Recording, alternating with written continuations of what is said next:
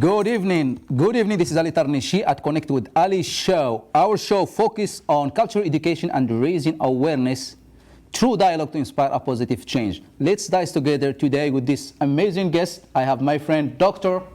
Manju Varma and I have Catherine Spear. Tell us who is Dr. Manju? Tell us a little bit about yourself, and the same thing for you, Catherine Spear. Okay, well, first of all, just Manju, please. Just Manju, Yeah, okay. Only my mother calls me doctor, so, and only when people are around. So, yeah, just Manju will do. So I am the co-owner of a company called Engaging Matters Diversity Consultants. I own that with another researcher. Her name is Jill Essen. And we focus on Atlantic Canada, and working with organizations, working with government or departments, and to increase their knowledge about diversity, how to have inclusive workplaces, and how to have equitable and safe workplaces. Amazing. I mean, so you've been involved a lot with diversity, inclusion, and equity. Yes, I've been working in that area for 30 years, and most of it has focused in Atlantic Canada because the diversity here is very different than, you know, Vancouver, Toronto. There you can see it, it's very visible. We're here in Atlantic Canada, it's often not that visible. So there's different issues, right? So, and it's different being part of a minority group when you're like the only one, right? Like when I went to school, I was the only non-white kid at the school. So it's, I wanted to focus on that reality rather than, you know, what's happening in other parts of the country. Amazing, So amazing. Well, it's nice to have you, Manju. Thank you. I have my friend Catherine Spear. Tell us a little bit about who is Catherine Spear. Yeah, and so I'm the owner of Thermography Clinic, New Brunswick. NB, and I have clinics all across the Atlantic provinces. So I just started the business about 1.5 years ago after spending 19 years in the corporate business world. Amazing. So I opened up the business. People often ask me quickly, you know, as to why I've started thermography and left a, you know, very good paying corporate job. But I like to say it was my mess to message, right? So through my own health issues and being able to use thermography, I fell in love with the tool and wanted to bring it to the Atlantic Canadian population as well too. Amazing. So thank you for having me here tonight, and it's a pleasure to meet you as well too. Thank you. Nice to have you as well. So let's dive together and let's ask the question: what does diversity mean to you? Are you I can't wait to hear because I'm sitting here feeling so blessed that I get to be with both of you here tonight as well too. Diversity, and we hear diversity so much, but diversity means so many different things to different people. It does. Yeah. So anybody can. Well, I think it's very simple, actually. Like, you're right, there's so many different kinds of diversity, and it can be a bit overwhelming, but the concept is extremely simple in that it just means different perspectives, different ways of being, and you know, different realities, different histories. So just that's all it means, like a mix. So it's not complicated. It shouldn't be complicated. I think all of the emotions or all of the fears that go with diversity are complicated, but not the actual essence of the definition. It's definitely 100%. It should be simple and easy. Now everybody wants to talk about diversity. They feel like, oh, this is like a hard topic to talk about. You know, you should say. Well, there's three of us sitting here. It's a very diverse group. Exactly. Right? It's simple. Absolutely. So. And you know, you can even, you know, when I used to try to explain this too, because being in the corporate world and working with all kinds of people all across the world, I was very blessed that I got to meet so many people. But you know, when you talk about diversity, to your point, there's a lot of fear and there's a lot of animosity around it. But at the end of the day, I say to people, you know, you can have diverse ecosystems. You can have diversity in your own closet with your clothes and the brand names that you wear, or the types of clothes that you wear. I mean, I know that's not what we're talking about today, but if you want to make it simple for people, that's basically what it is in a nutshell. But it's the fear that goes behind it that creates so much. Yeah. I think we've done, you know, we haven't done a very good job of explaining what diversity means. I think in some ways we've created this us versus them. So that when we talk about racial diversity, we often talk about, you know, visible minority groups, indigenous people, but we leave out the whole, you know, that whole dominant population of white people. And so by doing that, we've made it sound like diversity is just for a certain group of people and not for everybody. And that's been extremely problematic. That's a good point, Manju and Catherine. Very And good that point. Yeah, it's just bring us like, because it's going along with what you are sharing. Diversity is a fact, and inclusion is the choice. That's right. Diversity is a fact, and inclusion is the choice. And for you as well, audience, like if you can leave your comment, as a diversity is a fact, and inclusion is the choice. What do you think about that statement? I love that statement because it absolutely is a choice. You can have diverse work groups, and I'm just going to talk because I've had 19 years in the corporate business world, but you can, as a corporation, you can decide that you're going to add diversity to it, but are you going to be specific about the diversity so that you actually can make sound decisions going forward, or is it going to be a blanket statement that, we're adding diversity to our upper management? Well, how about we say we're going to add additional women and other groups, very specific groups, if that's what you're doing, because then you can get very specific on the strategy and about the inclusion and about the equity. And I read this quote one time from this author, and his name escapes me right now, but he said, diversity is being invited to the party, but inclusion is being asked to dance. Love it. Right? So it is a choice, absolutely. So I do love that statement, Ali, because I think it really resonates with a lot of people between what is diversity and what is inclusion. Inclusion absolutely is a choice. I love that about diversity is about part of the team, and about invited to the party, and inclusion about invited to the dance. Right. And that's really include who is there. Absolutely. Manju, diversity is the fact, inclusion is the choice. Right. Actually, I've been thinking a lot about this lately, and I think about organizations, because that's where I work, and I see a lot of organizations trying to diversify their workplace. They've identified some gaps, and it's like, we don't have this perspective, or we don't have this perspective, or sometimes it's like, oh, we want this clientele, but we don't have it reflected in our workplace. So they're very specific, but my way of thinking is, let's be inclusive first, and then that will attract the diversity, right? Because there's no point bringing people into your workplace if you don't have an inclusive workplace. They're going to leave, right? And then that's a huge cost to your organization as well. So if you create, because that diversity is there, whether you realize it or not, right? People bring different ideas, different identities, different histories. So if you focus on making your workplace equitable and inclusive, then that's just going to attract more diverse people. Right? It's going to attract people from different backgrounds, because it's going to seem like a really great place to work. But unfortunately, people seem to focus on the diversity first and then kind of forget about the inclusion. And then these people are there, they don't feel like they belong, and they're going to go somewhere where they do feel like they belong. Amazing. So it's almost like a paradigm shift needs to happen. Yeah, From, exactly. because I go back to my old corporate days as well too, and you're absolutely right. Yeah. You take this approach from a diversity perspective, and then you're making sure that you have all the checks and balances for the other two. Right. Yes. But much harder to get to. Yeah, makes perfect sense. And you could have a completely diverse, like a visibly diverse workplace, but that doesn't mean they're not homophobic, Right. or it doesn't mean that they're not tolerant of people with disabilities. You could have just as high level of intolerance, even if it, like, just between the 100%. three of us, we could be highly intolerant people about certain things. So if you focus on the inclusion first, then you know what you need to work on in your workplace. Whereas if you just bring in a bunch of people, it's probably not going to end well. It's like a shot in the dark. Yeah, exactly. Exactly. I'm just bringing a bunch of people just so I can look. I'm diverse group, exactly, but so you we can don't look really, good. you don't really make them feel like they belong. We don't give them what really they deserve, or that respect that they deserve, just to show the world that there is diversity. yeah. But probably everyone will leave. I really like the point both of you share. We have to focus first on inclusion, and diversity will come, because either we want it or not, diversity is a fact. It's there. Absolutely. Exactly. And I like what you shared as well, Catherine, about specific. Like, if you want to do something, do it specific instead of just like talk. It has to be action. Absolutely. And the action speak louder than word. And if we all take action from our aspect, from where we are, we make a change, and that's what we want. And this type of conversation, just creating that change. And in your opinion, that just brings us to the third question. In your opinion, what is the most challenging aspect of working in a diverse environment? In your opinion, what is the most challenging aspect of working in a diverse environment? Excuse me. That's a good question.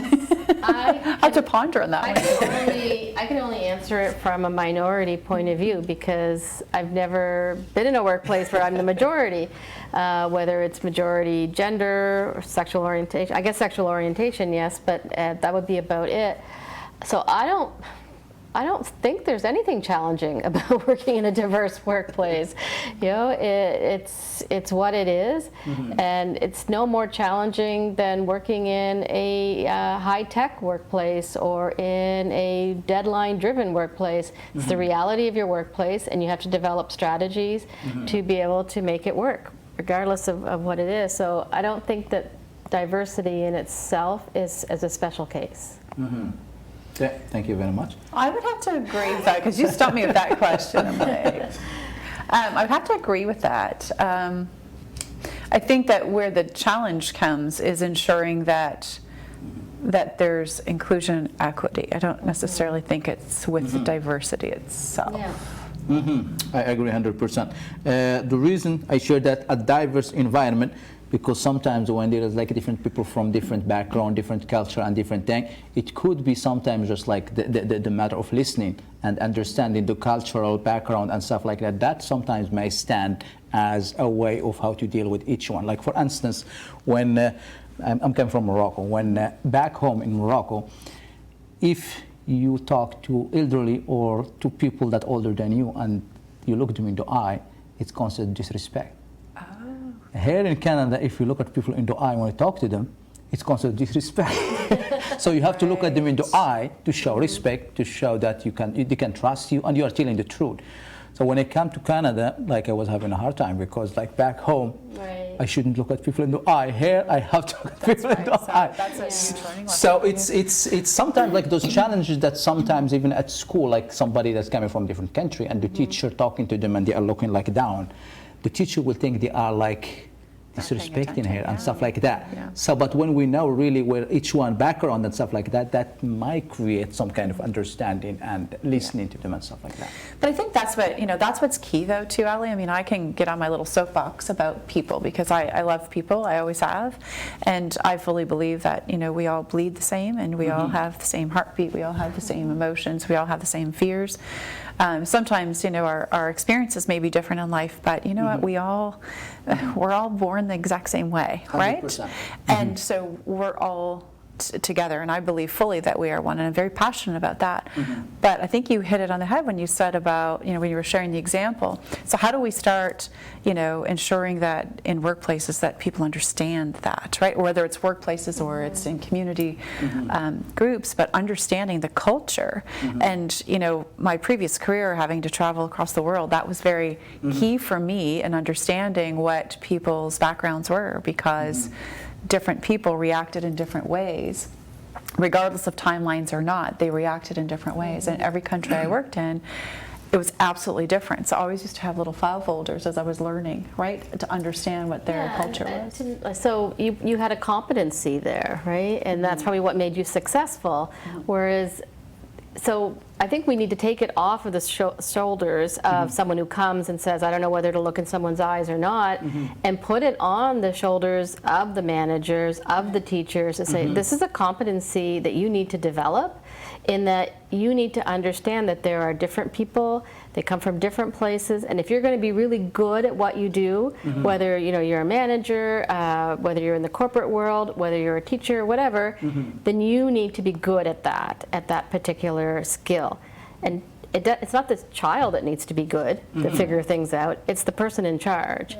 And I think often we put it on the person, the newcomer, whether it's a child, whether it's an immigrant, to try to figure that out. Well, really, it should be on us, right?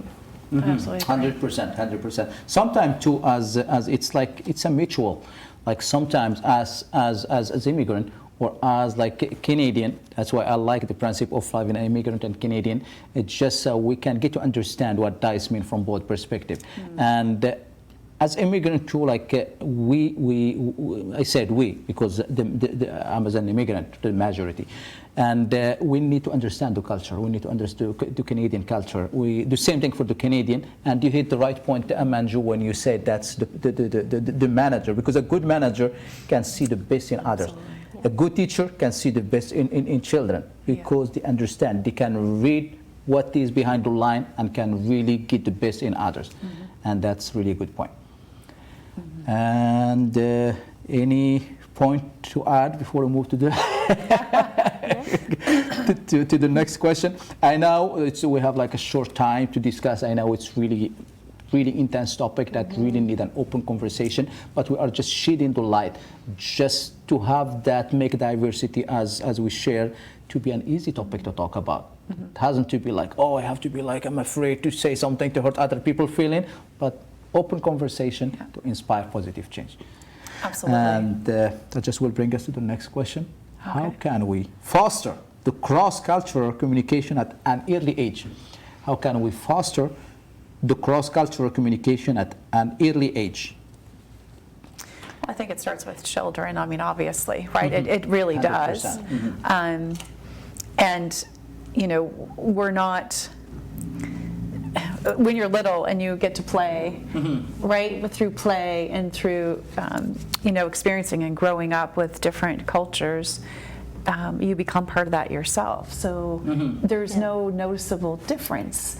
And I see that all the time in children, right? It's that, you know, people are taught that. And again, I'll go back to the fact that even though you're taught that, it is still your choice whether you choose to be disrespectful to somebody else or not, and it is a choice. And I get very passionate about the fact when people say, well, I was raised that way. You still have the choice to change, and you still have the choice to educate Especially yourself. as adults. Absolutely. 100%. Absolutely. And in the words of, you know, Dr. Joe Dispenza, he says, you know, if you choose to be ignorant in this lifetime, that is your absolute choice, because there is way too much information at our fingertips to this day to remain ignorant about any topic. And so I think that, you know, to answer your question, Ali, I absolutely believe it starts with children and playing and encouragement by families to have that integration between between different groups, because nobody recognizes it. People become one because we are.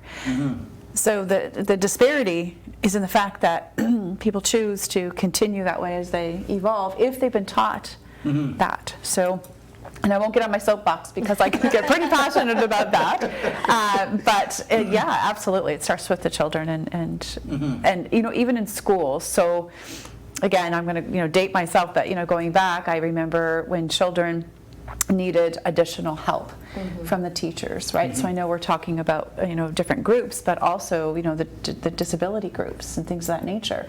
It's very segregated in school, right? So if you were in a wheelchair, you got to go with another teacher and you were put into a different classroom. How horrible was that for that child?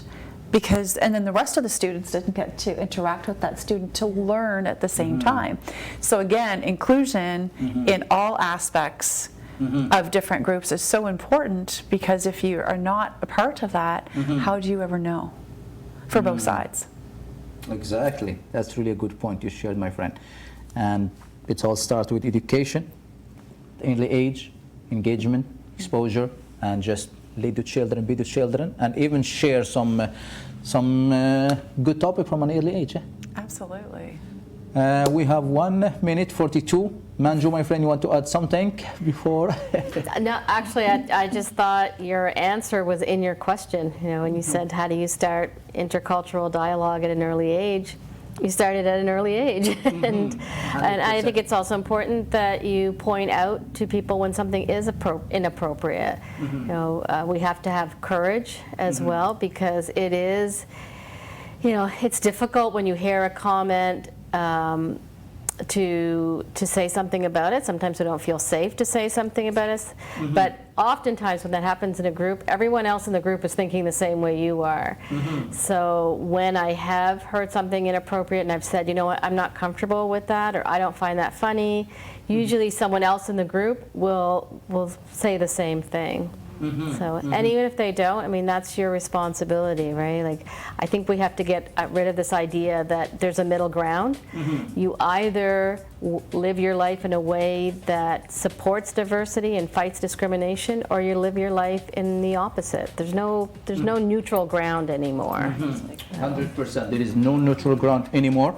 And now the break is coming shortly, but I will just end with this: courage. Each one take their own responsibility, and each one responsible for standing up for what is not right. And children, when we teach them at early age, that is what is right, what is wrong, even sharing topic that sometimes we think it's hard topic, but share it at an early age so they get used to it. We will be right back, my friend. Thank you very much. See you in a bit.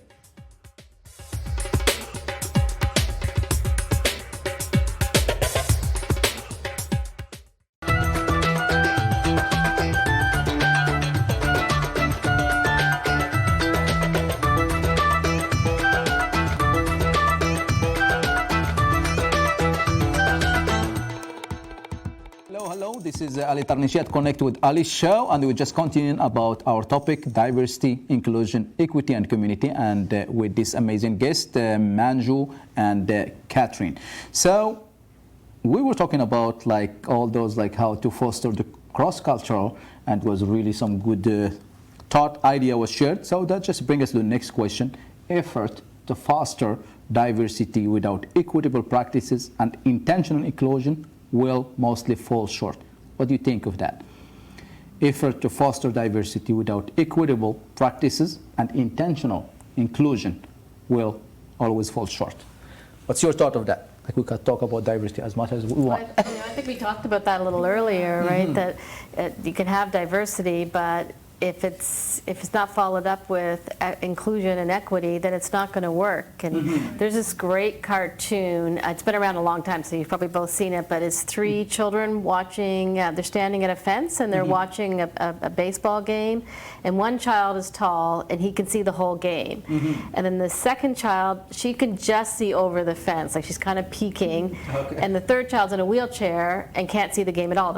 All he can see is the fence.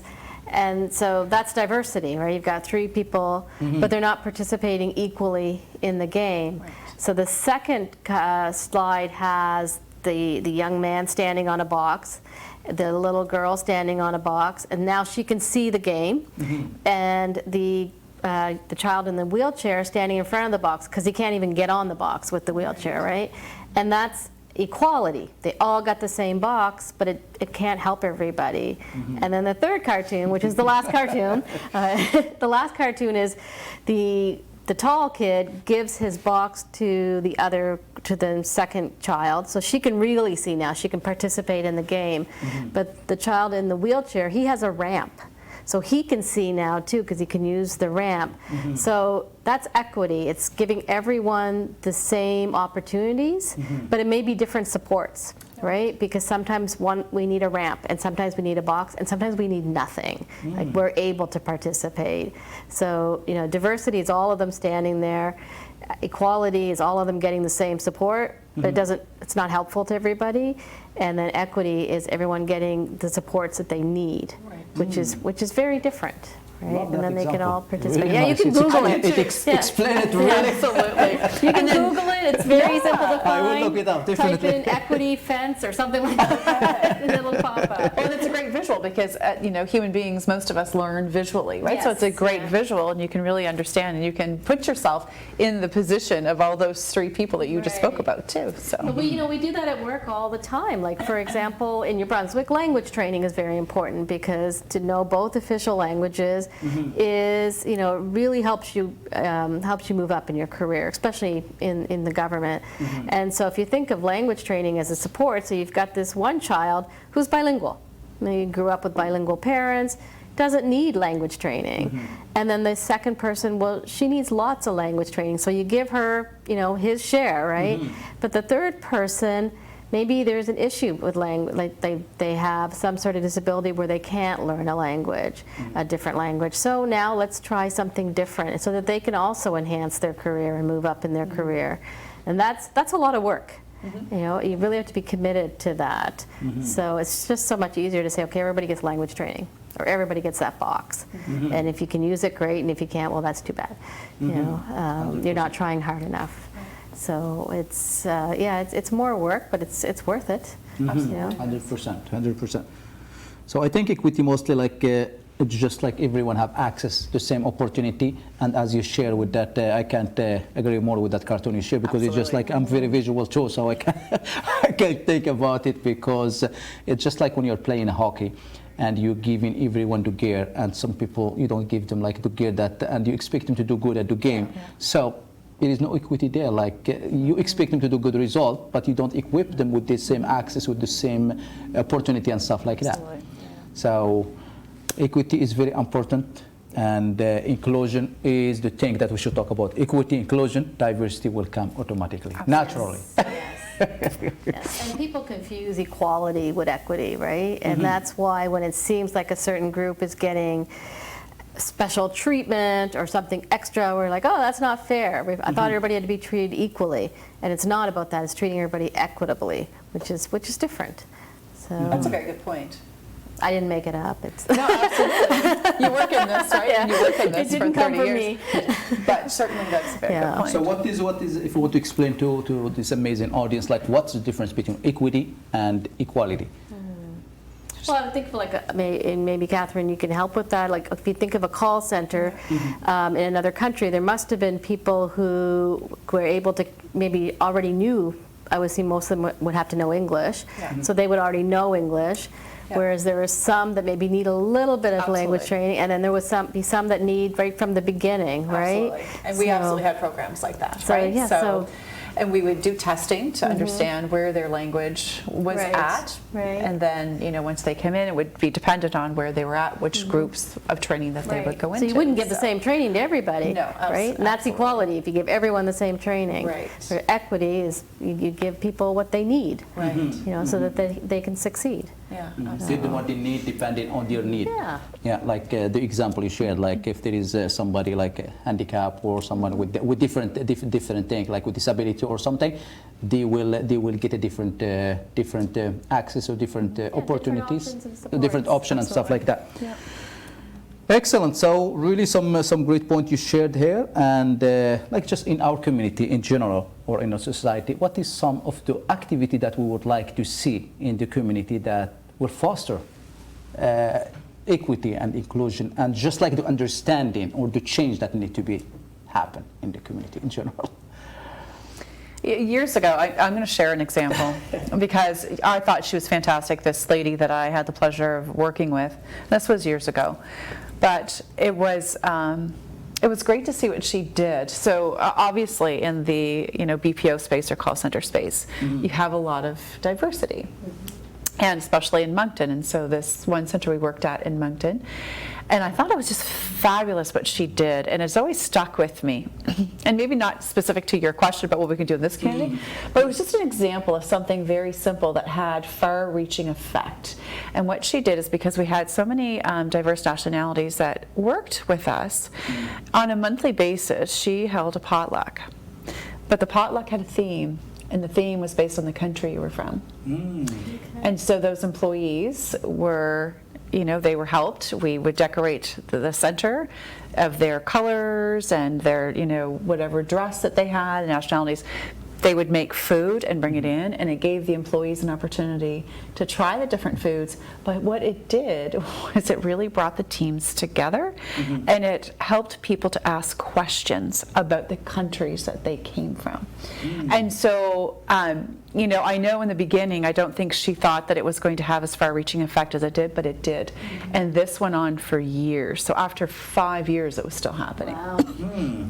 The people and the relationships that were built because of this, and you could see that, right? And it was just something that was so moving, because that was inclusion, right? Yes. And people were learning in an environment that was conducive to learning about somebody else's culture as well, too. And my dad always used to say, if you can break bread with people. Oh, yes. Now I'm hungry. Yeah, right. By breaking bread with people puts down the barriers. of whatever those barriers are.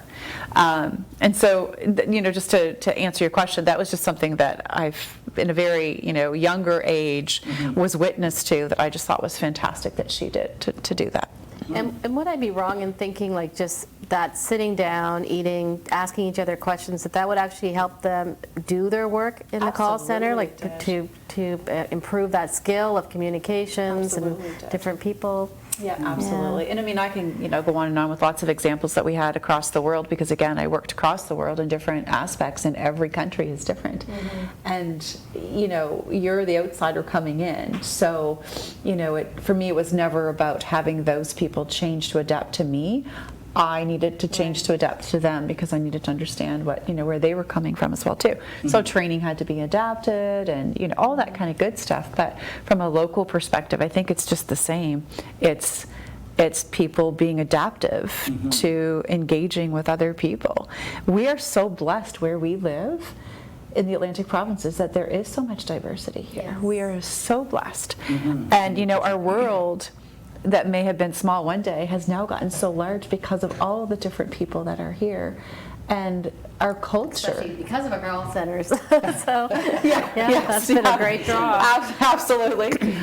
But it's created a whole new world for people, and I just I wish that people would take advantage of the opportunity that they have in front of them to be able to learn from these people, because my goodness, the learning that you can have. And people say to me all the time, "Oh, I wish I could travel. I'd like to learn different cultures." Look in your own backyard. 100%. Right? 100%. Just look in the back of that. So it's food and music bring people together. 100%. I really like the potluck you shared about that, and how people really inspire curiosity to make people ask more questions. And I think Diana Tinhab, I think she was in the last show, and I think she started a couple of years ago in Salisbury area. And she used to bring people from all the new immigrants from different cultures, and each one cook their own dish. Nice. And they just have that conversation and stuff like that. And people that's the human basic need. When you feel you are recognized, when you feel you are respected, when you feel your people accepting your cultural diversity, you just feel like there is no barrier. There is no thing. I can feel who I am. I can feel I am expected, and I feel like I'm well recognized, and I thrive. Absolutely. And that's really amazing. That's even in Mosaic that we had the last couple of years. You just see how people, they are so happy. How people, they are sharing their music, their food, their just everything, everything. I think, though, it is important that we talk about racism as well and discrimination.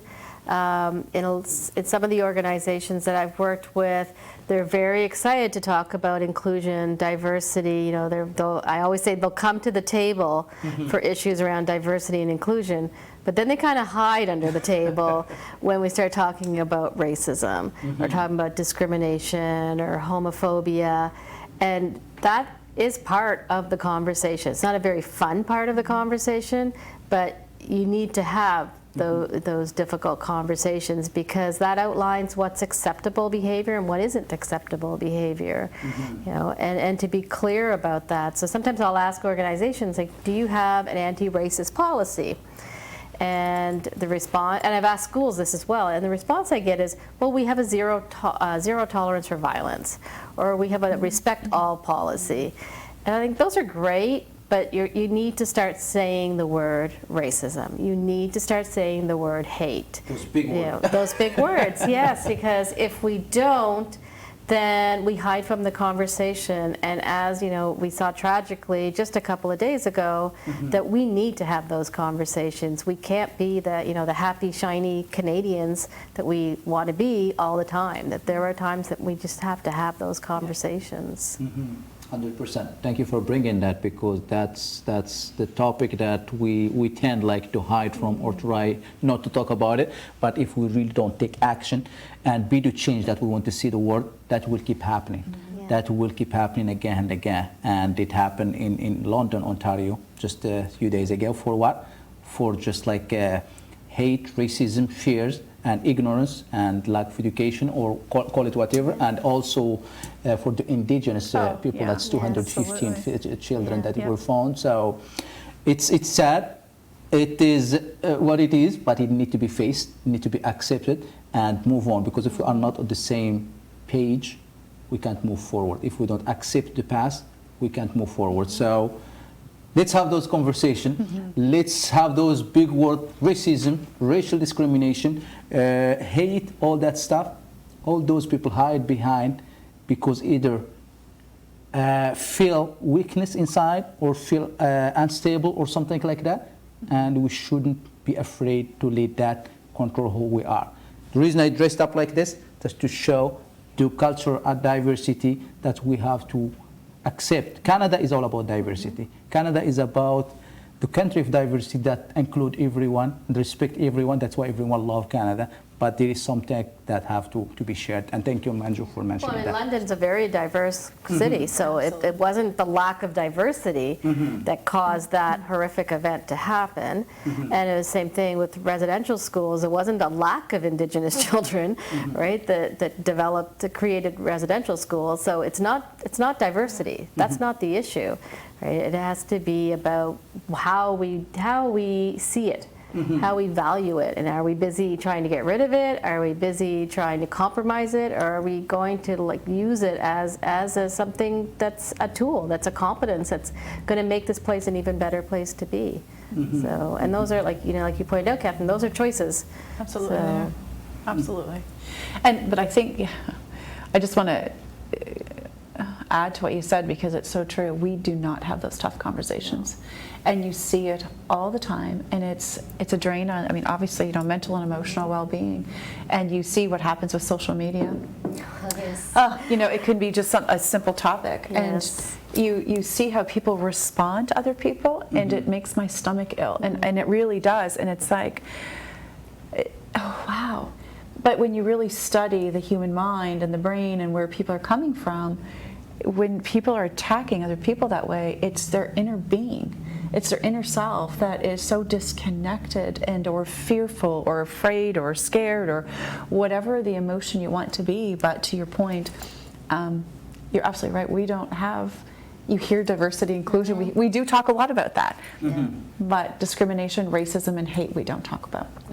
And it's in front of us every single day. Yes, well, I've been getting calls, like how do I bring up what happened? And well, of course you do. This is a horrible thing that happened.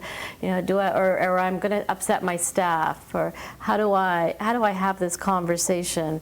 And it's just, well, the people who perpetrate hate don't seem to have a problem doing it. So we shouldn't have a problem fighting it, right? We've got to show that courage as well. And I don't know who said that quote, but in order for evil to exist, it's for good people to do nothing. I think it says good men, but I'll say good people to do nothing. And again, back to that, there's no neutral anymore. That's true. Yeah. So I think our break is coming, and we're talking about racism, racial discrimination, and that's really tough topic, and we will get back on the next segment and we'll talk about it. We'll be right back. Thank you very much.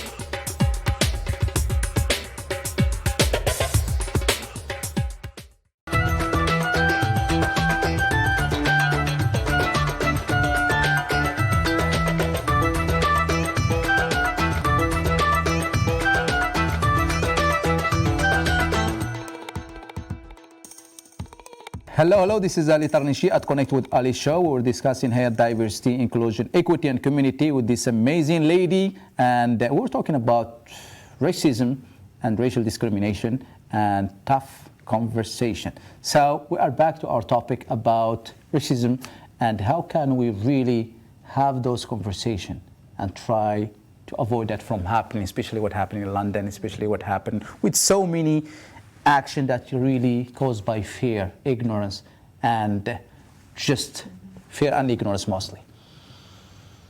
just continue our conversation. How can we really educate ourselves and educate the society about this so it doesn't happen again?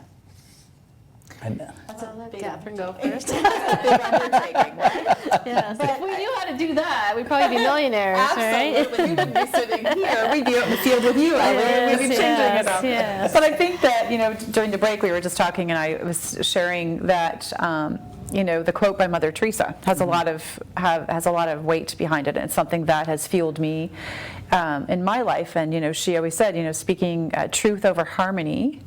Versus harmony over truth, because when you're speaking truth first, and which is those tough conversations, when you're speaking truth, harmony follows. But when you lead with harmony, truth never follows. And it's so true in every aspect of your life, whether it's raising your children, or it's sitting around a boardroom and having very tough conversations, or conversations with employees, or maybe it's things like this, right? Like sitting down with governmental bodies and or larger bodies that are really driving this change. Are we having truthful conversations? And the tough conversations, like Manju said, talking about racism, hatred. Nobody wants to talk about that because it is a different vibration. It's anger, and it's fueled by a lot of emotion. But if we don't have those tough conversations and we continue to put our head in the sand, it will continue to happen, and it will continue to happen at a greater rate. 100%. But I first and foremost think that it starts at home. Right? It starts with each and every single one of us making the choice. Because just because you've been a certain way for a long period of time, there are studies out there that shows you can change, but you have to have the desire to change, right? 100%. But you absolutely can change, and you can change your choice and how you also appear in the world on a day-to-day basis, because that has a ripple effect. 100%. And people watch, children watch how you respond. So how do we change this, Ali? Again, to your point, we'd all be millionaires if we had the magic. Change is hard, that takes time. But you know what? The change starts and ends with us, 100%. Period. It really does. And I think that that has to be where we all get to, is it starts and ends with us, and looking ourselves in the mirror every single day and making a conscious effort, if we need to make a conscious effort, to be the different person today than what we were yesterday. It absolutely has to be, right? It absolutely has to be. Yeah, and the expectation has to be there as well. If you are someone in power, or if you're a manager, or you're a leader of some sort. I used to work with groups that required funding for festivals, and at some point we started with that they had to have a green plan as part of their proposal. And they'd call back and say, like, what is this green plan? Like, why do we have to do this? And it's like, well, we want to know, like, you're having a festival with 1,000 people. How many garbage cans are you going to have? How many porta potties are you going to have? Where are you dumping things? So it was a green plan, right? Environmental plan. Now, whenever there's a proposal, that environmental plan just follows. People don't ask anymore. Like, can you imagine going to a festival where there wasn't a single garbage can? You'd be outraged, right? And we need to do the same thing with diversity, inclusion, racism. I don't think it is out of the realm of possibility to, like, when you walk into your grocery store, to take a look around and say, how diverse is this place? Or when you go to your child's school and say, well, why are all the teachers white? How much effort have you made to diversify the teachers? And I don't just mean like, your custodians, I mean, or your teacher, like, I mean everywhere, right? And what is your anti-racism policy? I don't want to hear that it's a respect all policy. I don't want to hear that you have an anti-violence policy. I want to know what your anti-racism policy is, so that if one child calls someone else a name, what do you do about it? And that needs to be written down somewhere, because it is such an emotional reaction that if you don't have those rules written down, I mean, can you imagine picking up the phone and trying to solve someone's problem and you didn't have any guidance, right? Absolutely. Yeah, it would be a mess, right? And we have all sorts of guidance for all sorts of different things we do in our workplace, in our home, but we don't for these very important subjects. And I think we need to have that accountability. Like, it's time. And then that drives consistency as well. Exactly, and and then people can expect, oh, if I say this in a meeting, well, I can expect to be fired, or I can expect to be suspended, or whatever, and you should expect that. Consequences, so yes, it has to be there in places and stuff. Yeah.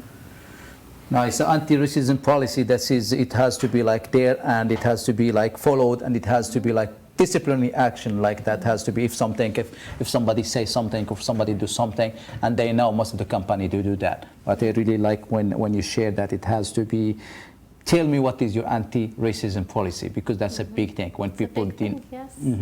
Yes, 100%. and if you're having an interview with an organization, I don't think it's out of the realm to say, well, what is your anti-racism policy? I've asked companies that, and oftentimes there isn't one. But that proves your point, though, and what we're talking about tonight, right? And how important that is. Do I want to work here? What is your anti-discrimination? What's your harassment policy? You need to have those things if you're going to say you have a safe working environment. So. No, those are really some good points there you shared, my friend. That's my soapbox. That's okay, I completely get it. But those really good points that people can know, like for interview, they have the right to ask those questions. What is the anti-racism policy? What is the anti-discrimination policy? So you feel you are equipped and you are safe in the environment that you are. But I think that also goes to communities too, not just places of business, but I think communities need to have the same.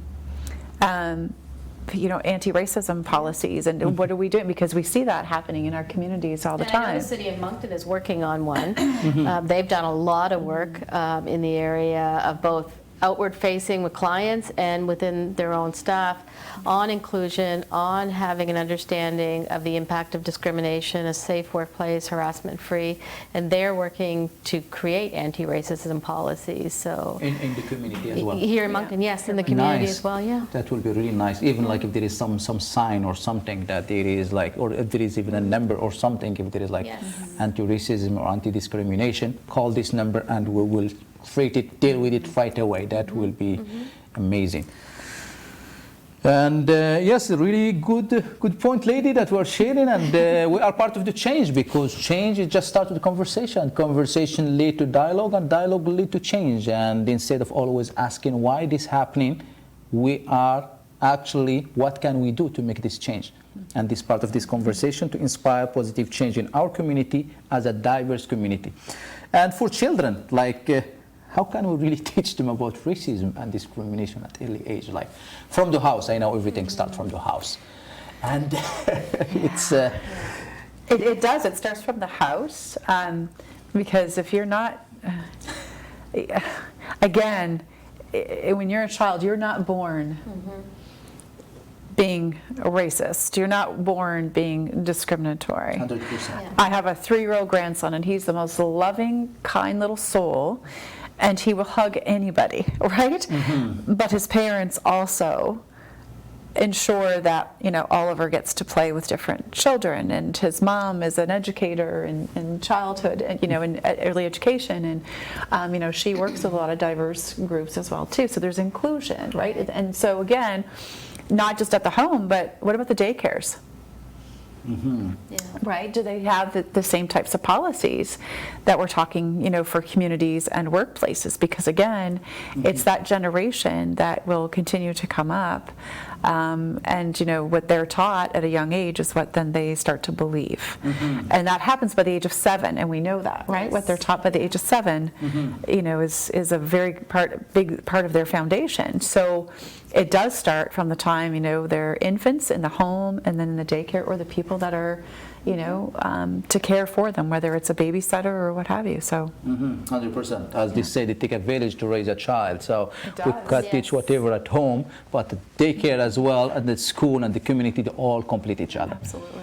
100%. And I really agree with you. Like if you put children at the daycare, or you see them playing together, they don't say this is black, this is Muslim, this is Christian, this is Jew. You see them playing together as like, because they are so pure, they are just like a white page. That's till right. they start growing and just like start to see different thing. Yeah? Absolutely. But that's because they see those different things, because the policies that you're talking about don't exist in all of those locations, right? And we don't have an expectation That they exist. that they That's right. exist. Yeah.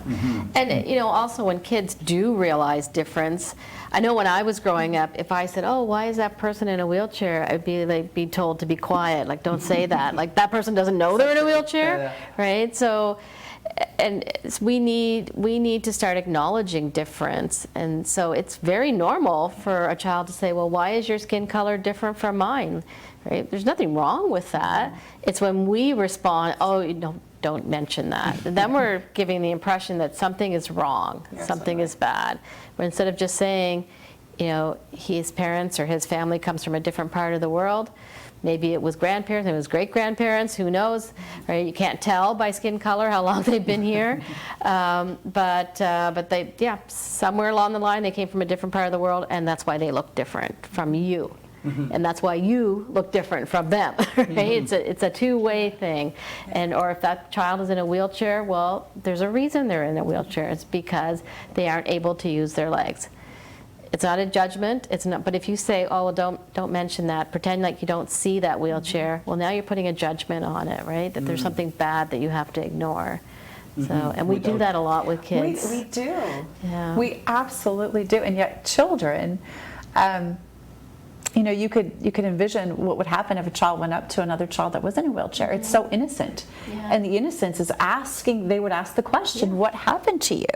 Whereas, as you said, parents would be, "Oh my gosh, you know, don't say that." But there lies the problem. To your point, because and if you then they think create about it. people like the person in the wheelchair, it's probably never asked that question or not asked that question very often. So they're silenced as well. So just to have that opportunity to say, "This is who I am, and this is what happened," or you know, whatever their story is, it gives them a chance to share that story, rather, because we're silencing both at that point, right? We're silencing the kid that's asking the question, and we're silencing the person that's being asked about. And nobody gets to influence and inspire based on their story. Exactly. Yeah. 100%. 100%. I really like what all you shared. I know the time is running after us. But for children, really, sometimes, like, that's a good point, Manager, because when you tell the children, don't mention that, without realizing that's a way of judgment. That's a way of children growing up and shutting themselves out without talking about. They might see something that's not really acceptable, hate action or something, and said, don't mention it. And everyone closed their eyes. Who is going to speak about it? Who's going to talk about it? Who is going to say, okay, we need this to stop, and it's the time to stop. Let's make all the change, because the change doesn't change easily. It takes time, but it takes the hard conversation and really face it. And I know our show coming to an end. I would love to take this opportunity to thank Catherine Spear for being here with us. Would like to thank Manju Varma for being with us. And let's all dice together to inspire a positive change and really keep this conversation rolling and be the change. The change starts from home with our children, and let them speak, think out of the box, and let them talk for themselves. Because sometimes as parents, we tend just like to tell, no, we talk for you, do this, don't do that. But children, when they really start to face things on themselves, really can make the change. Well, thank you very much. Thank you, Hilary. Thank you, Joe. Thank you, Martin. And see you next time on Let's Dice Together.